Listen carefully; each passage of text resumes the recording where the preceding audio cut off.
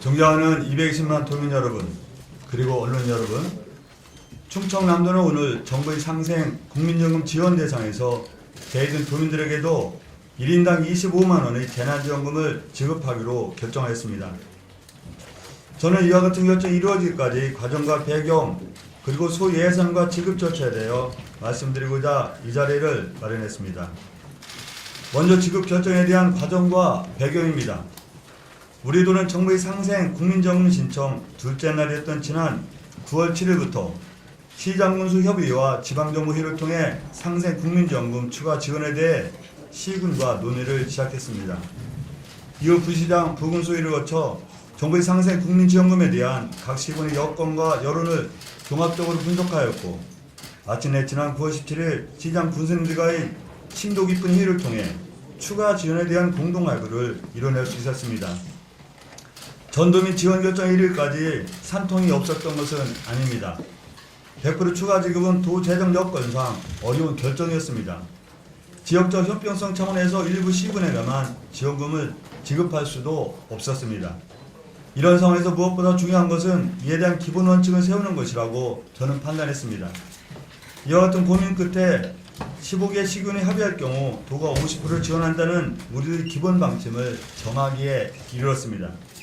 논의 과정에 지원금 추가 지급을 자체적으로 결정한 시군도 일부 있었습니다. 기초단체의 비전과 재정 여건에 따라 국가의 정책을 보완하고 확대하는 지방자치의 당연한 과정이자 순기능이기에 저는 각 시군의 결정을 존중하였습니다. 이런 와중에 17일 최종회의에서 저는 시장 구수님 15분과 진지한 대화와 심도 깊은 토론을 나누었습니다. 우리는 충청남도는 이름 아래 15개 시군이 서로 다를 수는 없고 220만 충남도민이 사는 지역에 따라 차등 대우를 받을 수 없다는 데 서로 합의했습니다. 보편적 복지와 선별적 복지를 떠나 도내 시군 간 불균형과 불평등이 발생해서는 안 된다는 데 뜻을 모은 것입니다. 무엇보다 옳게 방역을 위해 희생하고 헌신하는 도민에게 보답하기 위한 지원금이 분열과 갈등의 씨앗이 되어서는 안 된다는 데 깊이 공감했습니다.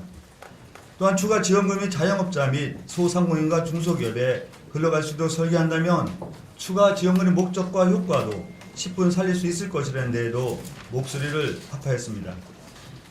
추가적인 재정 부담으로 도뿐만 아니라 시군도 허리띠를 졸라매야 하는 어려운 상황에서도 대승적 차원에서 뜻을 함께 해주시고 오늘 이 자리에도 함께 해주신 황명선 시장군수협의 회장님과 시장 구수님들, 김명선 도의회장을 비롯한 도의원 여러분, 황천순 시군의 의장을 비롯한 의장님과 시군 위원님께도 이 자리에서 다시 한번 깊은 존경과 감사의 말씀 드립니다.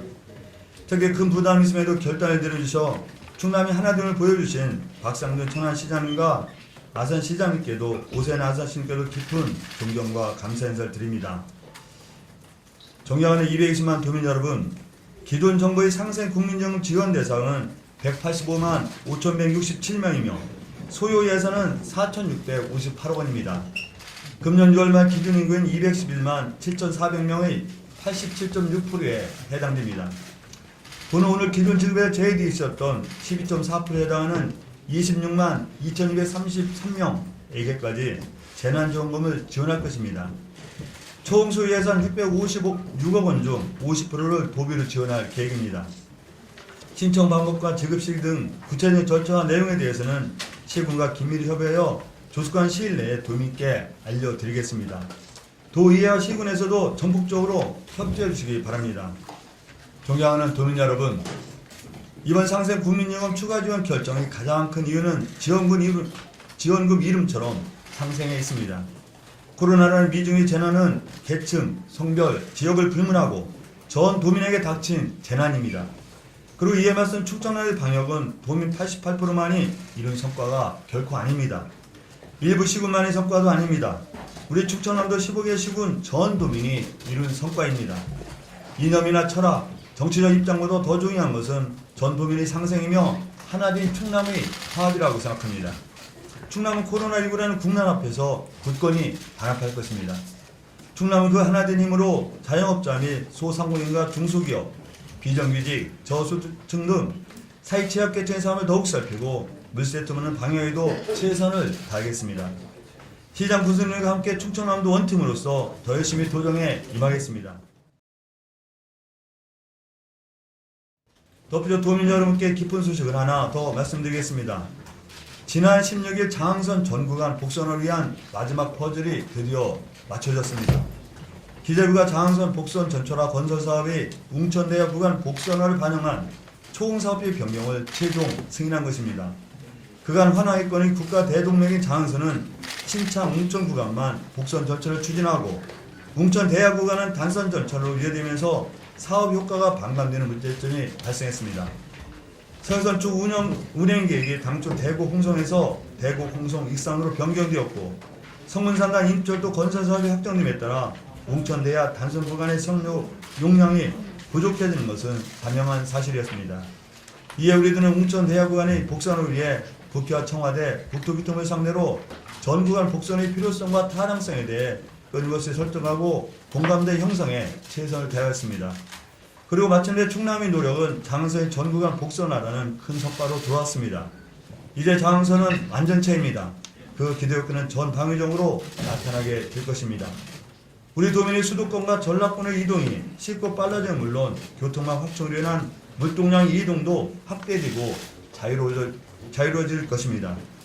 더 나아 궁극적으로는 장항선이 서해선 KTX 연계되어 서해안쪽 고속철도망 완성의 초석이 될 것입니다. 서해선과 경부고속선 연결 사업은 금년 내 국토교통부 선도 사업으로 사전 타당성 조사가 착수되어 본계대에 올라탈 준비를 하고 있습니다. 향후 장항선과 연계한 서해선 KTX가 도입된다면 서천에서 서울까지 1시간 10분대로 진입이 가능하며 충청 남부권의 수도권 접근성은 획기적으로 향상될 것입니다. 장항선 웅천대야 구간 복선화, 서해선과 경부고속선 연결 사업이 속도감 있게 추진될 수 있도록 충남을 관계부처와 긴밀히 협조하여 마지막까지 심기일전하겠다는 말씀을 드립니다. 이상으로 오늘 준비한 기자회견 발표를 마치고 언론 여러분께서 질의해 주신다면 답변을 통해 자세한 설명을 드리도록 하겠습니다. 감사합니다.